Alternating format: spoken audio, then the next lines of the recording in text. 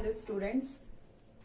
Next topic जो इस chapter का है दैट इज इलेक्ट्रोनेगेटिविटी। तीन प्रॉपर्टीज हम कर चुके हैं, atomic radius, ionic radius, valence electron और वैलेंसी। नेक्स्ट जो टॉपिक आज हम लेंगे दैट इज इलेक्ट्रोनेगेटिविटी। एक छोटा सा टॉपिक है। इलेक्ट्रोनेगेटिविटी होती क्या है? कहते हैं इलेक्ट्रोनेगेटिविटी एक टेंडेंसी होती है किसी भी एलिमेंट की कि वो शेयर्ड पेयर ऑफ इलेक्ट्रॉन को अपनी तरफ अट्रैक्ट कर सके। क्या होता है इलेक्ट्रोनेगेटिविटी? इलेक्ट्रोनेगेटिविटी एक टेंडेंसी होती है एक एलिमेंट की, बेसिकली एक नॉन मेटल की, कि वो शेयर्ड पेयर ऑफ इलेक्ट्रॉन को अपनी तरफ अट्रैक्ट कर सके, अपनी तरफ खींच सके। That tendency is known as electronegativity. कहते हैं इलेक्ट्रोनेगेटिविटी जो होती है ये एक रिलेटिव टेंडेंसी होती है। क्योंकि ये एक रिलेटिव टेंडेंसी होती है इसलिए इसका कोई भी यूनिट होता नहीं है। लेकिन इलेक्ट्रोनेगेटिविटी कितनी है? क्या एक एलिमेंट इलेक्ट्रॉन को स्ट्रांगली अट्रैक्ट कर रहा है, कम अट्रैक्ट कर रहा है? इस इलेक्ट्रोनेगेटिविटी की टेंडेंसी को मेजर किया जाता है तीन स्केल्स पे। एक हमारे पास होता है पॉलिंग स्केल, एक हमारे पास होता है मुलिकन स्केल, और थर्ड हमारे पास होता है अल्फ्रेड रूशो स्केल। लेकिन इन तीनों स्केल्स में से जो सबसे ज्यादा यूज होता है, जो सबसे ज्यादा एक्यूरेट होता है, जिसको हम सबसे ज्यादा इस्तेमाल करते हैं दैट इज पॉलिंग स्केल। वो कौन सा होता है? Polling scale. जिस तरह से अर्थक्वेक आता है तो हम कहते हैं 5 रिश्टर था, 4 रिश्टर था, हमने उसके मैग्नीट्यूड को मेजर किया एक स्केल पे जिसको हम कहते हैं रिश्टर स्केल। वैसे ही एक एलिमेंट की कितनी टेंडेंसी है इलेक्ट्रॉन को अपनी तरफ खींचने की, उसको हम मेजर करते हैं एक स्केल पे, जिस स्केल को कहा जाता है पॉलिंग स्केल, जो सबसे ज्यादा इस्तेमाल किया जाता है। इसके अलावा और भी 2 स्केल है, मुलिकन स्केल है, अल्फ्रेड रूशो स्केल है, लेकिन कॉमनली यूज स्केल जो होता है दैट इज पॉलिंग स्केल। कहते हैं इलेक्ट्रोनेगेटिविटी जो है इसके कॉन्सेप्ट को हम एटॉमिक रेडियस के कॉन्सेप्ट से निकाल सकते हैं। मतलब कहते हैं इलेक्ट्रोनेगेटिविटी जो होती है it is inversely proportional to atomic radius. ये एटॉमिक रेडियस के इनवर्सली प्रोपोर्शनल होता है।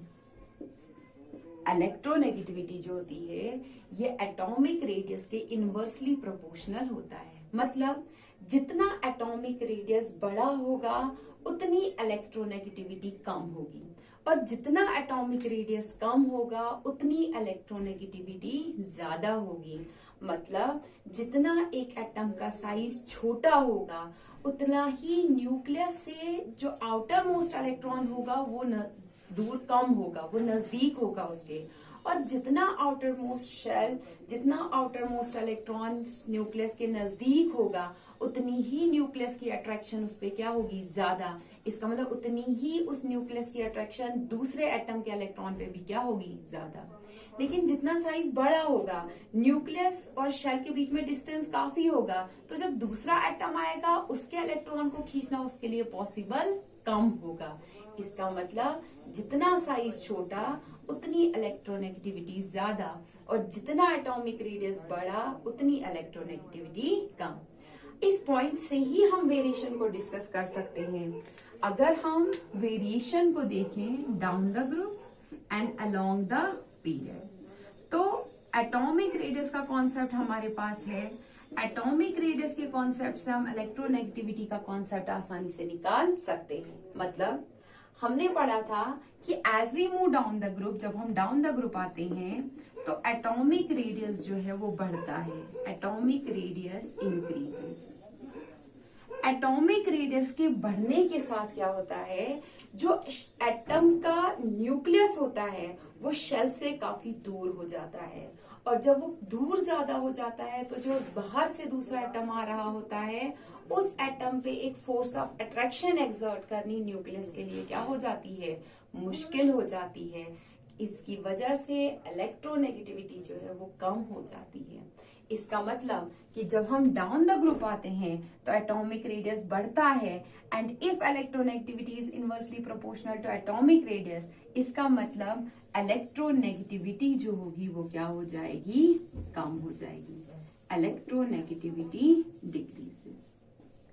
तो अगर हम बात करते हैं एग्जाम्पल में उसी ग्रुप फर्स्ट की, जिसमें हम हाइड्रोजन, लिथियम, सोडियम वगैरह को लेते हैं, hydrogen, lithium, sodium, potassium, rubidium, caesium और फ्रेंशियम की अगर हम बात करते हैं, तो हम कहेंगे कि जैसे जैसे हम डाउन द ग्रुप आते हैं, जो इलेक्ट्रोनेगेटिविटी होती है वो डिक्रीज हो जाती है। इलेक्ट्रोनेगेटिविटी जो है दैट डिक्रीजेस। क्यों? क्योंकि साइज जो होता है एटम का वो बढ़ता रहता है।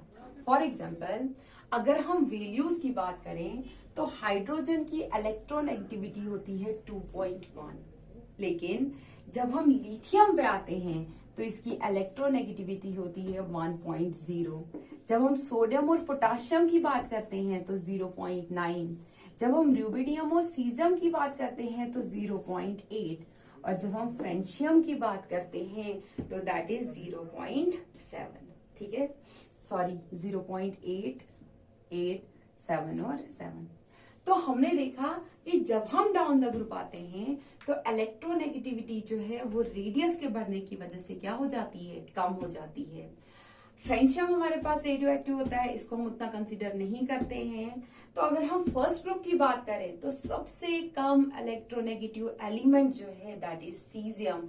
सीजियम सबसे कम टेंडेंसी रखता है इलेक्ट्रॉन को अपनी तरफ शेयर करने की। इसका मतलब caesium is the least electronegative element present in group first, and hydrogen is the highly electronegative element present in group first. लेकिन जब हम बात करते हैं अलोंग द पीरियड की, तो तुम्हें याद होगा कि हमने पढ़ा था कि as we move along the period atomic radius जो है वो बढ़ने के बजाय घटता है। क्यों? क्योंकि जो नंबर ऑफ शेल्स होते हैं वो सेम रहते हैं, न्यूक्लियर चार्ज ओवर पावर कर जाता है, ओवर कम कर जाता है स्क्रीनिंग इफेक्ट को, तो साइज बढ़ता नहीं है बल्कि साइज क्या हो जाता है, कम। तो अगर along the period size decrease हुआ, atomic radius decrease हुआ, it means electronegativity क्या होगी, बढ़ जाएगी। तो अगर हम बात करते हैं पीरियड सेकेंड की, ठीक है, lithium, beryllium, boron, carbon, nitrogen, oxygen and fluorine, neon noble gas है, उसको छोड़ दो। जब हम इसमें वैल्यूज को देखें तो as we move along the period size घटेगा, तो सबसे छोटा साइज किसका होगा, स्मॉलेस्ट साइज किसका होगा, फ्लोरीन का। और इस ग्रुप में सबसे बड़ा साइज किसका होगा, लिथियम का। ठीक है, तो अगर लिथियम का सबसे बड़ा साइज है तो इसकी इलेक्ट्रोनेगेटिविटी क्या हो जाएगी, सबसे कम। इसकी इलेक्ट्रोनेगेटिविटी सबसे कम होगी। और अगर इसका साइज बड़ा है तो इसकी इलेक्ट्रोनेगेटिविटी क्या होगी, सबसे ज्यादा होगी। ठीक है, अगर हम वैल्यूज को ही देखते हैं तो लिथियम की इलेक्ट्रोनेगेटिविटी होती है 1.0, बेरिलियम होता है 1.5, बोरॉन होता है 2, carbon is 2.5, nitrogen 3, oxygen 3.5 and fluorine is 4। ठीक है, तो इन वैल्यूज से ही हमें पता चलता है कि सबसे ज्यादा इलेक्ट्रोनेगेटिव एलिमेंट जो होता है वो कौन सा है, फ्लोरीन। अमंग इट्स पीरियड भी और पूरे पीरियोडिक टेबल में भी सबसे ज्यादा इलेक्ट्रोनेगेटिव एलिमेंट जो है that is fluorine. That is why fluorine is the strongest non metal, followed by oxygen and then nitrogen.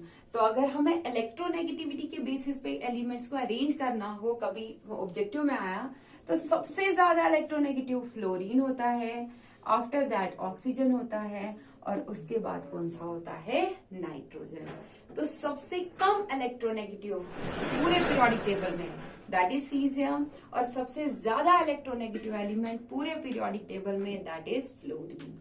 ये था हमारा आज का कॉन्सेप्ट कि इलेक्ट्रोनेगेटिविटी एक टेंडेंसी होती है इलेक्ट्रॉन्स को अपनी तरफ अट्रैक्ट करने की, और ये टेंडेंसी जो है ये एटॉमिक रेडियस के इनवर्सली प्रोपोर्शनल होती है। तो जैसे हम डाउन द ग्रुप आते हैं, साइज बढ़ता है, इलेक्ट्रॉनेगेटिविटी कम हो जाती है, और जब हम अलोंग द पीरियड चलते हैं साइज घटता है, और जिसकी वजह से इलेक्ट्रोनेगेटिविटी क्या हो जाती है, बढ़ जाती है। Thank you.